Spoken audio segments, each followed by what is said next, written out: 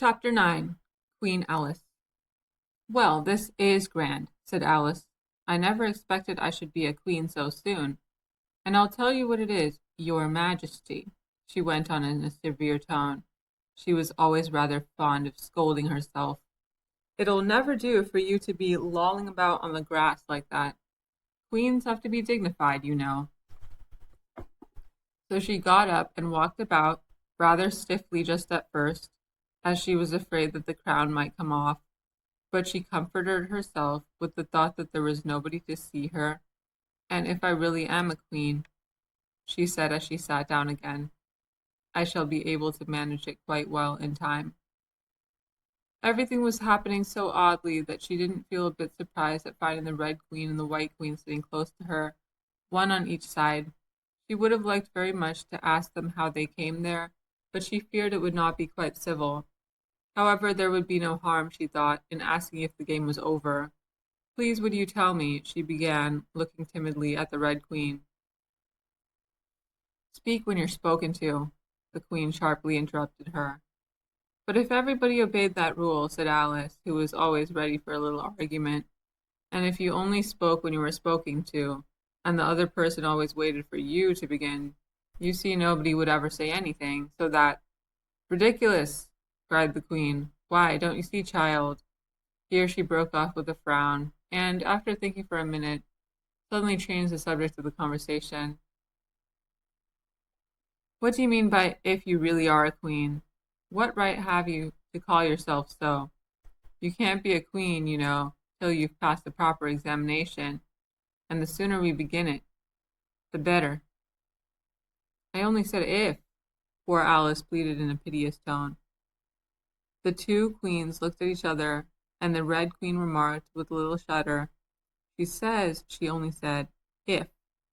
"But she said a great deal more than that," the White Queen moaned, wringing her hands. "Oh, ever so much more than that." "So you did, you know," the Red Queen said to Alice. "Always speak the truth. Think before you speak, and write it down afterwards." "I'm sure I didn't mean—" Alice was beginning, but the Red Queen interrupted her impatiently. "That's just what I complain of. You should have meant. What do you suppose is the use of a child without any meaning? Even a joke should have some meaning, and a child's more important than a joke, I hope. You couldn't deny that, even if you tried with both hands." "I don't deny things with my hands," Alice objected. "Nobody said you did," said the Red Queen. "I said you couldn't if you tried."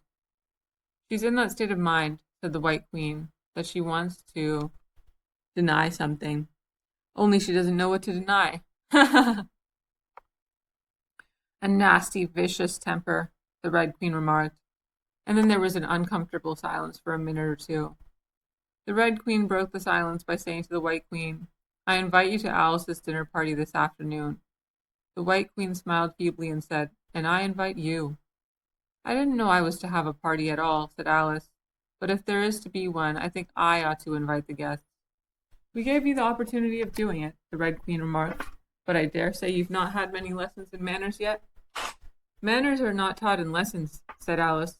"Lessons teach you to do sums and things of that sort." "Can you do addition?" the White Queen asked. "What's one and one and one and one and one and one and one and one and one?" "I don't know," said Alice. "I lost count." "She can't do addition," the Red Queen interrupted. "Can you do subtraction? Take 9 from 8. 9 from 8 I can't, you know," Alice replied very readily. "But she can't do subtraction," said the White Queen. "Can you do division? Divide a loaf by a knife. What's the answer to that?" "I suppose—" Alice was beginning, but the Red Queen answered for her. "Bread and butter, of course. Try another subtraction sum. Take a bone from a dog. What remains?" Alice considered. "The bone wouldn't remain, of course, if I took it, and the dog wouldn't remain. It would come to bite me, and I'm sure I shouldn't remain." "Then you think nothing would remain," said the Red Queen. "I think that's the answer." "Wrong as usual," said the Red Queen. "The dog's temper would remain." "But I don't see how—" Why, look here, the Red Queen cried. A dog would lose its temper, wouldn't it? Perhaps it would, Alice replied cautiously. Then if the dog went away, its temper would remain, the Queen exclaimed triumphantly. Alice said as gravely as she could, they might go different ways. But she couldn't help thinking to herself, what dreadful nonsense we are talking. She can't do sums a bit, the Queen said together, with great emphasis. Can you do sums? Alice said, turning suddenly on the White Queen, for she didn't like being found fault with so much. The Queen gasped and shut her eyes. I can do addition, she said, if you give me time, but I can't do subtraction under any circumstances. Of course you know your ABC, said the Red Queen. To be sure I do, said Alice. So do I, the White Queen whispered. We'll often say it over together, dear. And I'll tell you a secret. I can read words of one letter. Isn't that grand? However, don't be discouraged. You'll come to it in time. Here the Red Queen began again. Can you answer useful questions? She said. How is bread made? I know that, Alice cried eagerly. You take some flour. Where do you pick the flour? The White Queen asked. In a garden or in the hedges? Well, it isn't picked at all, Alice explained. It's ground. How many acres of ground? Said the White Queen. You mustn't leave out so many things. Fan her head, the Red Queen anxiously interrupted. She'll be feverish after so much thinking. So they set to work and fanned her with bunches of leaves, till she had to beg them to leave off. It blew her hair about so. She's all right again now, said the Red Queen. Do you know languages? What's the French for fiddle-dee-dee? Fiddle-dee-dee is not English, Alice replied gravely. Whoever said it was, said the Red Queen. Alice thought she saw a way out of the difficulty this time. If you'll tell me what language fiddle-dee-dee is, I'll tell you the French for it, she exclaimed triumphantly. But the Red Queen drew herself up rather stiffly and said, Queens never make bargains. I wish queens never asked questions, Alice thought to herself. Don't let us quarrel, the White Queen said in an anxious tone. What is the cause of lightning? The cause of lightning, Alice said very decidedly, for she felt quite certain about this, is the thunder. No, she hastily corrected herself. I meant the other way. It's too late to correct it, said the Red Queen. When you've once said a thing, that fixes it, and you must take the consequences. Which reminds me, the White Queen said, looking down and nervously clasping and unclasping her hands. We had such a thunderstorm last Tuesday. I mean, one of the last set of Tuesdays, you know. Alice was puzzled. In our country, she remarked, there's only one day at a time. The Red Queen said, that's a poor, thin way of doing things. Now here we mostly have days and nights, 2 or 3 at a time, and sometimes in the winter we take as many as 5 nights together, for warmth, you know. Are 5 nights warmer than 1 night, then? Alice ventured to ask. 5 times as warm, of course. But they should be 5 times as cold by the same rule. Just so, cried the Red Queen. 5 times as warm and 5 times as cold, just as I'm 5 times as rich as you are and 5 times as clever. Alice sighed and gave it up. It's exactly like a riddle with no answer, she thought. Humpty Dumpty saw it too, the White Queen went on in a low voice, more as if she were talking to herself. He came to the door with a corkscrew in his hand. What did he want? Said the Red Queen. He said he would come in, the White Queen went on, because he was looking for a hippopotamus. Now as it happened, there wasn't such a thing in the house that morning. Is there generally? Alice asked in an astonished tone. Well, only on Thursdays, said the Queen. I know what he came for, said Alice. He wanted to punish the fish, because... Here the White Queen began again. It was such a thunderstorm you can't think. She never could, you know, said the Red Queen. And part of the roof came off, and ever so much thunder got in, and it went rolling round the room in great lumps, and knocking over tables and things.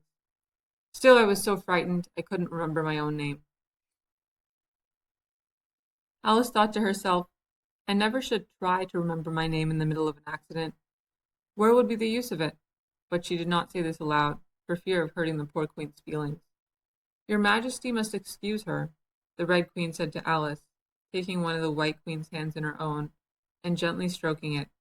She means well, but she can't help saying foolish things as a general rule. The White Queen looked timidly at Alice, who felt she ought to say something kind, but really couldn't think of anything at the moment. She never was really well brought up, the Red Queen went on, but it's amazing how good-tempered she is. Pat her on the head and see how pleased she'll be. But this was more than Alice had courage to do. A little kindness and putting her hair in papers would do wonders with her. The White Queen gave a deep sigh and laid her head on Alice's shoulder. I am so sleepy, she moaned. She's tired, poor thing, said the Red Queen. Smooth her hair, lend her your nightcap, and sing her a soothing lullaby.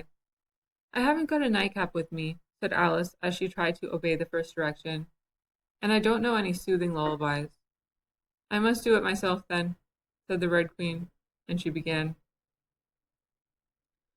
Hush-a-bye, lady, in Alice's lap. Till the feast's ready, we've time for a nap. When the feast's over, we'll go to the ball, Red Queen and White Queen, and Alice and all. And now you know the words, she added, as she put her head down on Alice's other shoulder. Just sing it through to me. I'm getting sleepy too. In another moment, both queens were fast asleep and snoring loud. What am I to do? Exclaimed Alice, looking about in great perplexity, as first one round head, and then the other, rolled down from her shoulder and lay like a heavy lump in her lap. I don't think it ever happened before that one had to take care of two queens asleep at once. No, not in all the history of England. It couldn't, you know, because there never was more than one queen at a time. Do wake up, you heavy things, she went on in an impatient tone, but there was no answer but a gentle snoring. The snoring got more distinct every minute and sounded more like a tune. At last she could even make out the words, and she listened so eagerly that when the two great heads suddenly vanished from her lap, she hardly missed them. She was standing before an arched doorway over which there were the words Queen Alice in large letters, and on each side of the arch there was a bell handle. One was marked Visitor's Bell, and the other Servant's Bell. I'll wait till the song's over, thought Alice, and then I'll ring the which bell must I ring? She went on, very much puzzled by the names. I'm not a visitor, and I'm not a servant. There ought to be one marked Queen, you know. Just then the door opened a little way, and a creature with a long beak put its head out for a moment and said, No admittance till the week after next, and shut the door again with a bang. Alice knocked and rang in vain for a long time, but at last a very old frog, who was sitting under a tree, got up and hobbled slowly towards her. He was dressed in bright yellow and had enormous boots on. What is it now? The frog said in a deep, hoarse whisper. Alice turned round, ready to find fault with anybody. Where's the servant whose business it is to answer the door? She began angrily. Which door? Said the frog. Alice almost stamped with irritation at the slow drawl in which he spoke.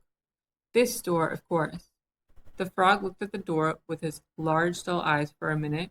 Then he went nearer and rubbed it with his thumb, as if he were trying whether the paint would come off. Then he looked at Alice. To answer the door, he said, What's it been asking of? He was so hoarse that Alice could scarcely hear him. I don't know what you mean, she said. I speaks English, doesn't I? The frog went on. Or are you deaf? What did it ask you? Nothing, Alice said impatiently. I've been knocking at it. Shouldn't do that. Shouldn't do that. The frog muttered. Wexes it, you know. Then he went up and gave the door a kick with one of his great feet. You let it alone, he panted out, as he hobbled back to his tree, and it'll let you alone, you know. At this moment the door was flung open, and a shrill voice was heard singing. To the looking-glass world it was Alice that said, I've a sceptre in hand, I've a crown on my head, let the looking-glass creatures, whatever they be, come and dine with the Red Queen, the White Queen, and me. And hundreds of voices joined in the chorus. Then fill up the glasses as quick as you can, and sprinkle the table with buttons and bran. Put cats in the coffee and mice in the tea, and welcome Queen Alice with 30 times 3. Then followed a confused noise of cheering, and Alice thought to herself, 30 times 3 makes 90. I wonder if anyone's counting. In a minute there was silence again, and the same shrill voice sang another verse. O looking-glass creatures, quoth Alice, draw near. 'Tis an honor to see me, a favor to hear. 'Tis a privilege high to have dinner and tea, along with the Red Queen, the White Queen, and me. Then came the chorus again. Then fill up the glasses with treacle and ink, or anything else that is pleasant to drink. Mix sand with the cider and wool with the wine, and welcome Queen Alice with 90 times 9. 90 times 9, Alice repeated in despair. Oh, that'll never be done. I'd better go in at once. And in she went, and there was a dead silence the moment she appeared. Alice glanced nervously along the table as she walked up to the large hall, and noticed that there were about 50 guests of all kinds. Some were animals, some birds, and there were even a few flowers among them. I'm glad they've come without waiting to be asked, she thought. I should never have known who were the right people to invite. There were 3 chairs at the head of the table. The red and white queens had already taken 2 of them, but the middle one was empty. Alice sat down in it, rather uncomfortable at the silence and longing for someone to speak. At last the Red Queen began. You've missed the soup and fish, she said. Put on the joint. And the waiter set a leg of mutton before Alice, who looked at it rather anxiously, as she had never had to carve a joint before. You look a little shy. Let me introduce you to that leg of mutton, said the Red Queen. Alice Mutton, Mutton Alice. The leg of mutton got up in the dish and made a little bow to Alice, and Alice returned the bow, not knowing whether to be frightened or amused. May I give you a slice? She said, taking up the knife and fork and looking from one queen to the other. Certainly not, the Red Queen said, very decidedly. It isn't etiquette to cut anyone you've been introduced to. Remove the joint. And the waiters carried it off and brought a large plum pudding in its place. I won't be introduced to the pudding, please, Alice said rather hastily, or we shall get no dinner at all. May I give you some? But the Red Queen looked sulky and growled. Pudding, Alice. Alice pudding. Remove the pudding. And the waiters took it away. And the waiters took it away so quickly that Alice couldn't return its bow.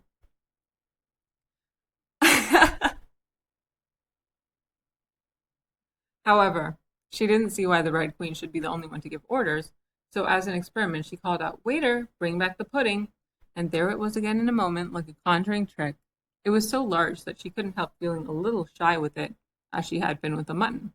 However, she conquered her shyness by great effort and cut a slice and handed it to the Red Queen. What impertinence, said the pudding. I wonder how you'd like it if I were to cut a slice out of you, you creature. It spoke in a thick, sweaty sort of voice, and Alice hadn't a word to say in reply. She could only sit and look at it and gasp. Make a remark, said the Red Queen. It's ridiculous to leave all the conversation to the pudding. Do you know, I've had such a quantity of poetry repeated to me today, Alice began, a little frightened at finding that, the moment she opened her lips, there was a dead silence and all eyes were fixed upon her. And it's a very curious thing, I think. Every poem was about fishes in some way. Do you know why they're so fond of fishes all about here? She spoke to the Red Queen, whose answer was a little wide of the mark. As to fishes, she said, very slowly and solemnly, putting her mouth close to Alice's ear, Her White Majesty knows a lovely riddle, all in poetry, all about fishes. Shall she repeat it? Her Red Majesty is very kind to mention it, the White Queen murmured into Alice's other ear, in a voice like the cooing of a pigeon. It would be such a treat. May I? Please do, Alice said very politely. The White Queen laughed with delight and stroked Alice's cheek. Then she began. First the fish must be caught. That is easy. A baby, I think, could have caught it. Next the fish must be bought. That is easy. A penny, I think, would have bought it. Now cook me the fish. That is easy and will not take more than a minute. Let it lie in a dish. That is easy because it is already in it. Bring it here. Let me sup. It is easy to set such a dish on the table. Take the dish cover up. Ah, that is so hard that I fear I'm unable, for it holds like glue, holds the lid to the dish while it lies in the middle, which is easiest to do. Undish cover the fish or dish cover the riddle. Take a minute to think about it and then guess, said the Red Queen. Meanwhile, we'll drink your health, Queen Alice's health, she screamed at the top of her voice, and all the guests began drinking it directly, and very queerly they managed it.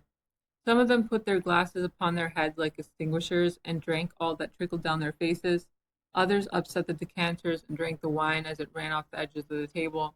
And 3 of them, who looked like kangaroos, scrambled into the dish of roast mutton and began eagerly lapping up the gravy, just like pigs in a trough, thought Alice. You ought to return thanks in a neat speech, the Red Queen said, frowning at Alice as she spoke. We must support you, you know, the White Queen whispered, as Alice got up to do it, very obediently but a little frightened. Thank you very much, she whispered in reply, but I can do well without. That wouldn't be at all the thing, said the Red Queen very decidedly, so Alice tried to submit to it with a good grace. And they did push so, she said afterwards, when she was telling her sister the history of the feast. You would have thought they wanted to squeeze me flat. In fact, it was rather difficult for her to keep in her place while she made her speech. The two queens pushed her so, one on each side, that they nearly lifted her up into the air.